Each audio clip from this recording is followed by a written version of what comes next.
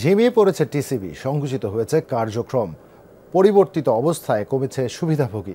নতুন কার্ড স্বয়ংক্রিয় করা নিয়ে তৈরি হয়েছে জটিলতা। এর মধ্যে 2 মাস বন্ধ ছিল ট্রাকে পণ্য বিক্রি, এখন চালু হলেও তার সীমিত। তেল, ডাল আর চিনি কিনতে হুমড়ি খেয়ে পড়ছে সাধারণ মানুষ। বলছে বাজারে সব পণ্যের দাম বেশি, তাই জীবন ধারণ কঠিন।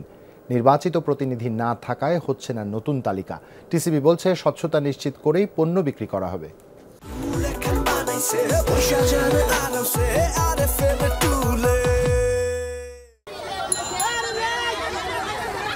2 মাসের অপেক্ষার পর শুরু হয়েছে ট্রাক সেল কার্যক্রম, অর্থাৎ ট্রাকে করে বিক্রি হচ্ছে টিসিবির তেল, ডাল ও চিনি।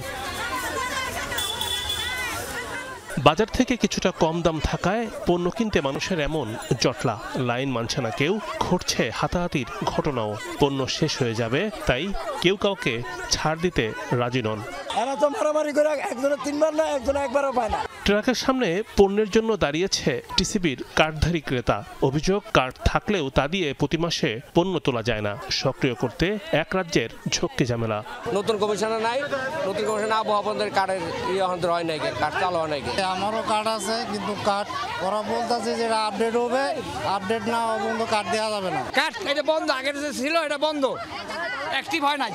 আগে এই সাশ্রয়ী দামের পণ্যের সুফল পেত সারা দেশের প্রায় 1 কোটি মানুষ, কিন্তু এখন এই সংখ্যা অর্ধেক। গ্রাহকদের কার্ড দেয়া হলেও তা নানা জটিলতায় নিষ্ক্রিয়। ফলে ইচ্ছা থাকা সত্ত্বেও ডিলারদের কাছ থেকে পণ্য তুলতে পারছে না সাধারণ মানুষ।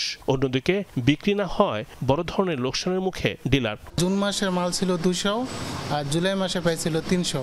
মোট বিক্রি করছি 250 মাল, আর এখনো মাল 250 আছে। কোনো ওয়ার্ডে 500, 700, 300, 1000, 2000 এরকম কার্ড সংখ্যা। প্রায় 8000, 10000, 12000 করে কার্ড বরাদ্দ ছিল। মানুষ যখন লাইনে পণ্য নেওয়ার জন্য দাঁড়িয়ে থাকে তখন দেখা যায় তার সার্ভার ডিস্টার্ব দেয়।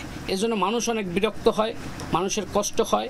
কার্ড যাচাই বাছাই এবং নতুন নাম অন্তর্ভুক্তির ক্ষেত্রে কাজ করছে সিটি কর্পোরেশন, কিন্তু সেখানে নির্বাচিত জনপ্রতিনিধি না থাকায় বন্ধ হয়ে গেছে সার্বিক কর্মকাণ্ড।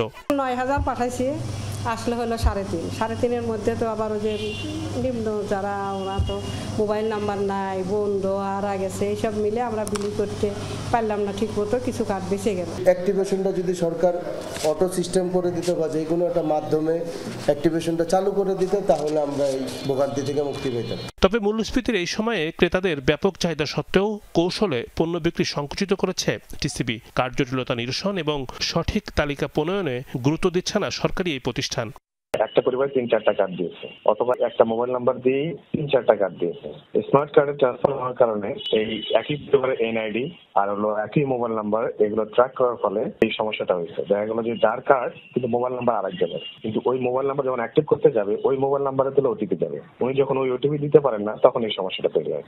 পরিবর্তিত অবস্থায় বহু কার্ড বাতিল করেছে টিসিবি। নতুন করে তালিকাভুক্তির সুযোগ না পেয়ে কষ্টে আছে বড় সংখ্যক মানুষ। রিমন রহমান, যমুনা নিউজ, ঢাকা।